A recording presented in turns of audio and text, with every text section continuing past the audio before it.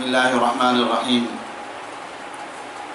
حضرت عبداللہ ابن مبارک ایک بہت بڑے محدث اور مجاہد گزرے ہیں۔ حضرت کا ایک بڑا عجیب واقعہ ہے۔ حضرت فرماتے ہیں کہ میں ایک سفر میں جا رہا تھا، میرے ساتھ میرا اونٹ تھا۔ جاتے ہوئے ایک جنگل اور بیابان میں نے ایک عورت کو دیکھا کہ بوڑھی اماں بیٹھی ہیں، تنہا اکیلے بیٹھی ہوئی ہیں۔ مجھے تشویش ہوئی کہ اماں جان یہاں کیوں بیٹھی ہیں، میں جاؤں اور ان سے سوال کروں اور کوئی مدد کرنا ہو تو مدد کروں۔ تو میں اس اماں جان کے پاس پہنچا اور میں نے اسے سلام کیا اور اس سے بات چیت شروع ہوئی۔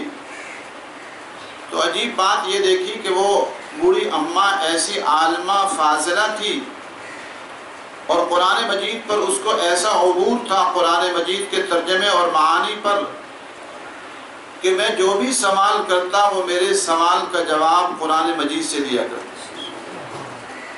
تو کہتے میں اس کے پاس گیا اور میں نے سلام کیا تو اس نے جواب قرآن مجید سے دینے شروع کر دی۔ میں نے کہا السلام علیکم ورحمۃ اللہ وبرکاتہ، تو وہاں سے جواب آیا۔ اس نے اعوذ باللہ بسم اللہ کے ساتھ جواب دینے شروع کر دی۔ اس نے پڑھا اعوذ باللہ من الشیطان الرجیم بسم اللہ الرحمن الرحیم سلام قولا من رب الرحیم، رب رحیم کی طرف سے تم پر بھی سلام ہو۔ میں نے پوچھا اماں جان آپ جنگل میں کیوں بیٹھی ہوئی ہیں، یہاں کس مقصد سے بیٹھی ہوئی ہیں؟ اس نے جواب دیا بسم اللہ الرحمن الرحیم من یضلل اللہ فلا ہادی لہ، جس کو اللہ ہی رستہ بھلا دے اسے کون رستے پر لائے، بتلائے یہ کہ میں رستہ بھولی بیٹھی ہوں۔ میں نے پوچھا اماں جان آپ کو کتنے دن کتنی راتیں ہو گئی ہیں؟ اس نے جواب دیا بسم اللہ الرحمن الرحیم ثلاث لیال سویہ، مجھے 3 دن 3 راتیں بیت چکی ہیں۔ کہتے میں نے پوچھا اماں جان آپ کہاں جا رہی تھی، منزل کہاں تھی آپ کی؟ اس نے پڑھا بسم اللہ الرحمن الرحیم سبحان الذی اسری بعبدہ لیلا من المسجد الحرام الى المسجد الاقصی، میں مسجد حرام سے ہوتی ہوئی مسجد اقصی کو جا رہی تھی۔ میں نے پوچھا اماں جان آپ کے وضو کا کیا انتظام ہے؟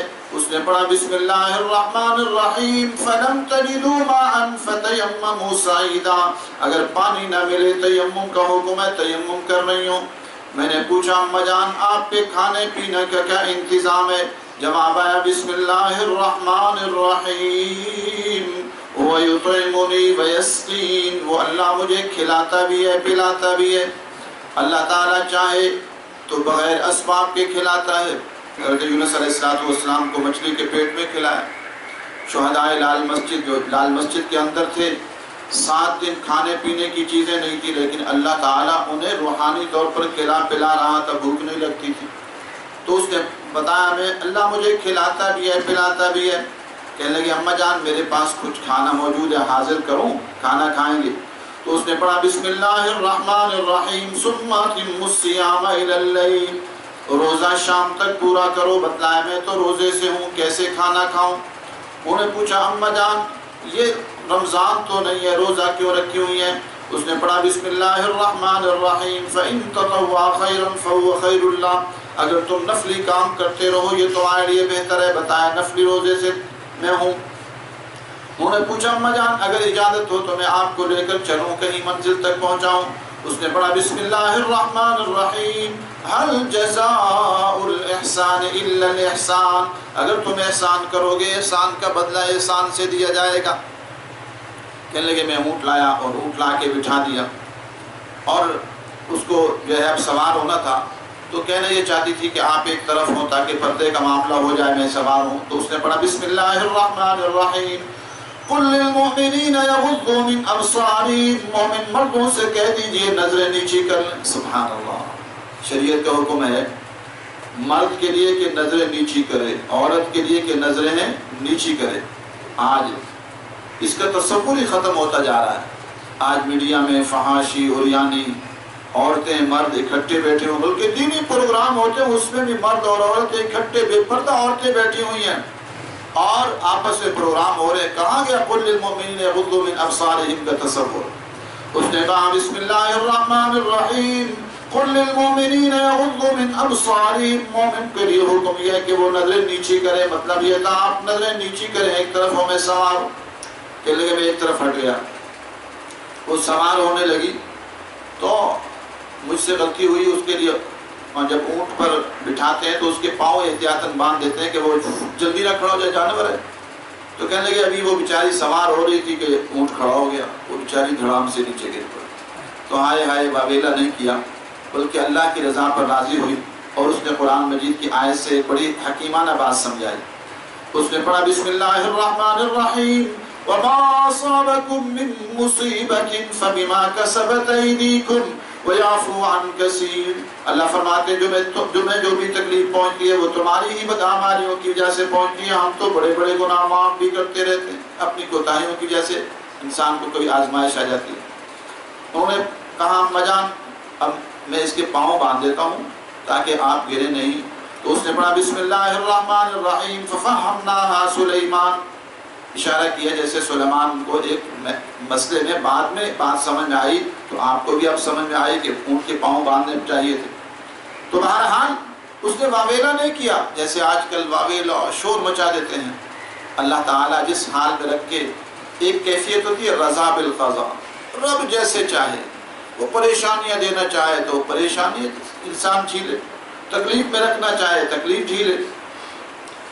مولانا محمد علی جوہر رحمۃ اللہ علیہ، ان کی بیٹی بیمار ہو گئی، وہ جیل میں تھے، انہوں نے اجازت مانگی کہ میری بیٹی کی تکلیف زیادہ بڑھ گئی ہے، فوت نہ ہو جائے، مجھے اجازت دی جائے میں گھر جا کے اپنی بیٹی کو دیکھاؤں، تو انہوں نے اجازت نہیں دی، تو انہوں نے بڑے عجیب اشعار کہے جو ان کے رضا بالقضاء کی تصویر تھے۔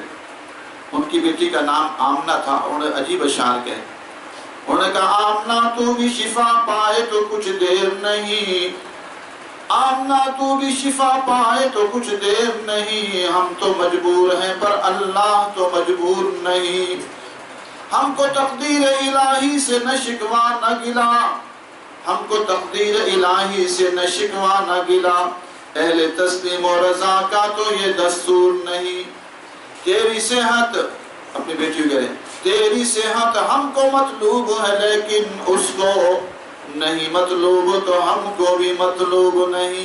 سبحان اللہ، کتنا عظیم درجہ پایا۔ تو اس نے بھی کہا انسان کو جو تکلیف پہنچتی ہے اپنی بدعمالیوں کی جیسے پہنچتی ہے اللہ تو معاف بھی کرتے رہے۔ کہنے لگے بہرحال میں نے اونٹ پر بٹھایا اس کو اور لے کر چل پڑا، میں نے اس سے کچھ سوال کیے، میں نے پوچھا اما جان آپ کی اولاد بھی ہے کہ نہیں؟ تو اس نے کہا کہ ہاں، بسم اللہ الرحمن الرحیم المال والبنون زینت الحیات الدنیا، مال اور اولاد دنیا کی زینت ہے، اللہ نے مجھے دی ہے۔ میں نے پوچھا اما جان آپ کے بچوں کے نام کیا ہیں؟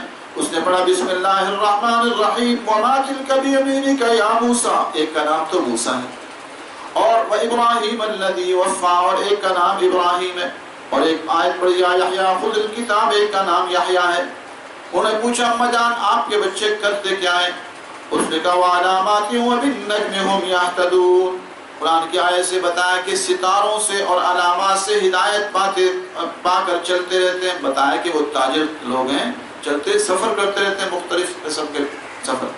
انہوں نے پوچھا اما جان آپ کے شوہر بھی ہیں کہ نہیں ہیں؟ اس نے پڑھا بسم اللہ الرحمن الرحیم یا ایھا الذین آمنوا لا تسألوا عن اشیاء، ایمان والو ہر قسم کے سوال نہ کیا کرو، تو بتلایا کہ یہ سوال اچھا نہیں لگا ہوتا۔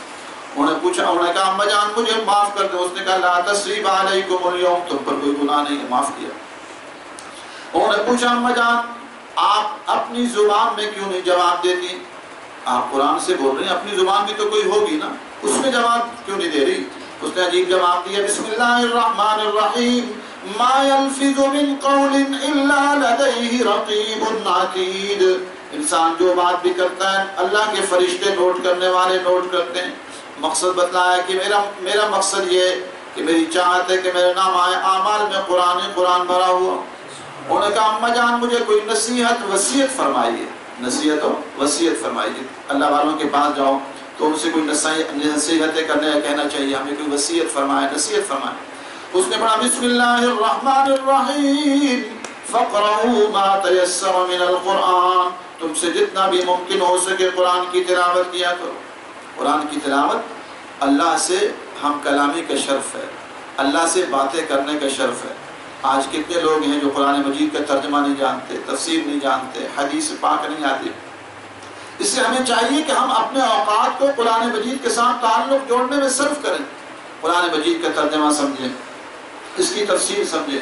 اور دیکھیے کیسی عالمہ تھی کہ وہ اتنا عبور تھا قرآن پر کہ ہر بات کا جواب قرآن سے دیتی۔ آخر پھر ایک قافلہ ملا، اندازہ ہوا یہ قافلہ انہیں کا ہی ہے، ان کے بچے مل گئے۔ تو ان کے بچوں سے حضرت کہتے ہیں کہ میں نے پوچھا کہ تمہاری والدہ کتنا عرصہ ہو گیا کہ یہ قرآن سے جواب دے رہی ہے؟ تو انہوں نے عجیب جواب دیا، کہنے لگے اللہ کی قسم 40 سال بیت گئے ہم نے اپنی ماں سے سوائے قرآن کے اور کچھ نہیں سنا۔ 40 سال میں اس کے قرآن کے علاوہ کوئی جواب نہیں دیتی۔ اور آج ہم غور کریں کہ کتنی باتیں الٹی سیدھی باتیں، غیبت، چغلی، فساد، ہنسی مذاق ٹھٹا میں کتنا وقت ضائع ہو رہا ہے۔ یہ زندگی بہت مختصر ہے، ان قریب ہم سب نے مر کر قبروں میں چلا جانا ہے۔ اس سے ہم سب کوشش کریں قرآن سے اپنا تعلق قائم کریں، قرآن مجید کو حفظ کریں، قرآن مجید کو تجوید سے پڑھیں، حضر مشق میں اچھا پڑھ سکیں، اور اس کے ساتھ ساتھ آگے لوگوں کو پڑھانے والے بنیں اور دین کا پیغام پوری دنیا میں پہنچانے والے بنیں۔ وآخر دعوانا الحمدللہ رب العالمین۔